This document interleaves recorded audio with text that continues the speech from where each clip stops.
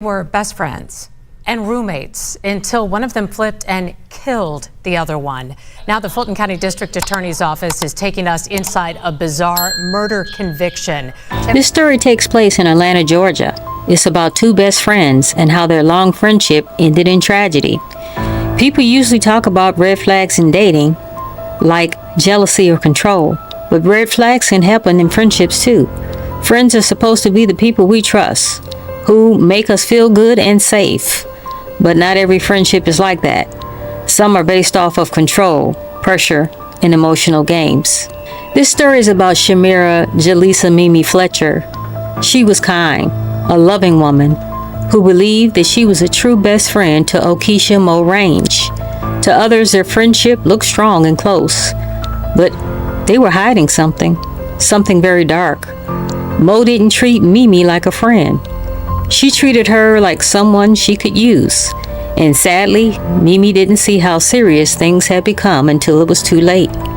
Mimi was born January the 24th, 1988, and was raised in Fayetteville, Georgia. She was smart, happy, and full of life. She finished high school with honors and went to Georgia State University. There she joined Alpha Kappa Alpha Sorority and even became the president of her chapter. She was hardworking and she was loved by many.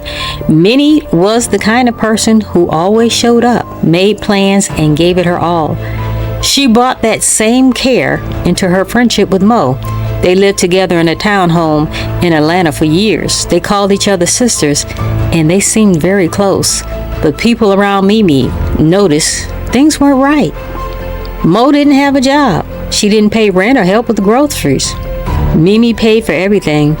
At first, some thought maybe Mo was just going through a rough time. But it became very clear Mo just didn't want to work. And worse, she was very controlling. Mo kept Mimi away from her friends and family.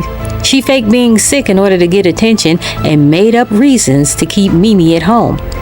A friend who lived with them noticed it too and said Mo treated Mimi unfairly and acted very controlling. Mo used emotional tricks to make Mimi feel guilty. Mimi was worn out, tired in every way. She gave everything she had to the friendship and got nothing in return. Most people don't realize friendships can be toxic too, but they can. And this one was about to turn deadly. After years of dealing with Mo's behavior, Mimi finally planned a trip. She didn't ask Mo's permission. She was just going. That made Mo angry. She didn't like the idea that Mimi was doing something without her. On March the 2nd, 2023, at their condo, the two got into a big argument. Things got physical. Police were called to Piedmont Avenue and found 34-year-old Mimi Fletcher unresponsive in her home. She was already gone.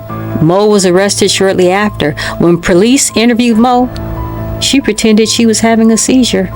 She told them it was just a play fight and that she kicked Mimi, but she was fine afterwards. But the autopsy showed otherwise. Mimi had bruises all over her body. She had been beaten and then choked. This wasn't playing. This was a violent attack. Mo was charged with murder. At the trial, prosecutors said Mo was obsessed with control. She even fooled the police with fake seizures, just like she used to manipulate Mimi. This wasn't just one bad moment, it was years of emotional abuse that ended in violence. Mo's lawyer said she was innocent and had real health issues, but the jury didn't believe it.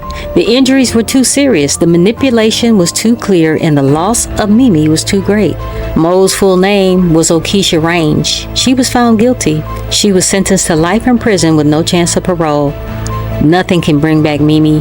Her friends, sorority sisters, and family now live with the pain of losing someone so very special. May Shameria Mimi Fletcher rest in peace. Channel 2's investigative reporter Mark Winnie has the murder in a Midtown townhome where the killer beat and then strangled the victim. Mark, this was in 2022. Yeah, Fulton County's lead prosecutor on this case, Cassie Hall, says this case handled by the Fulton DA's major case unit involved two stunning women so tight they called each other sister, a relationship that ended in stunning fashion in murder. Shameria was so fun, loving, caring, giving, just goofy, smiling all the time, just down to earth, loving girl. The tragic story of Mimi and Mo. Okisha Range, nicknamed Mo, was so controlling of her roommate Shameria Mimi Fletcher, attempting to isolate her from friends and family. It was like she had a stranglehold on Mimi's life. But when Mimi broke free by scheduling a trip without Mo, an annual trip that she had missed prior years because of this defendant, Okisha Range literally strangled Ms. Fletcher at the Midtown condo where they lived, says Fulton County Chief Senior Assistant District Attorney Cassie Hall. she beat her where she had contusions all over her body from her head to her feet, and then after that, she strangled her to death. Prosecutor Hall says Ms. O'Range suggested she and the victim had been play fighting and Mo kicked Mimi. I said, look, quit playing, and I kicked. But that Mimi was alive and talking after that, but that doesn't explain the choking. According to my client, no, it did not upset her. She did not have any issues with her going on a trip. Defense attorney Anton Rowe. Ms. Range does, in fact, continue to maintain her innocence of all charges and allegations. Oh my gosh, I can't even. I'm seizing. Ms. Hall says Mo Range frequently feigned illness to manipulate Mimi Fletcher. And in 2 Atlanta police interviews, Mo acted as if she was having seizures. But the prosecution used that against her, playing excerpts at Keisha Range's recent trial, which culminated in a conviction for murder and a life without parole sentence. She still maintains that she's never faked any type of seizures. She did, in fact, have real illnesses. We roommate together. They seem to have a great relationship. Antoinette Degree told us she roomed with both women about 10 months and testified for the prosecution. I wanted justice for Mimi because during the time that I was in her space, I didn't feel like she was being treated fair in the friendship. Was it controlling? Very controlling. Ms. Hall says for years while Mo Range roomed with Mimi, Mo mooched off Mimi, whose personality sparkled so much she had been elected president of the Eta Mu chapter of Alpha Kappa Alpha Sorority at Georgia State. Okisha Range didn't buy herself food, she didn't pay any rent, she didn't have a source of income. Being a freeloader does not equal a murderer. But Ms. Hall says, barring a successful appeal, the state of Georgia should be feeding and housing Mo for the rest of her earthly life. My client has directed me to file a motion for new trial, which indicates that she will be appealing the case. We have someone that becomes literally obsessed with a friend, and when that friend started pulling back, the only way that they could control them was to take their life. I think when you see the signs multiple times, you have to leave.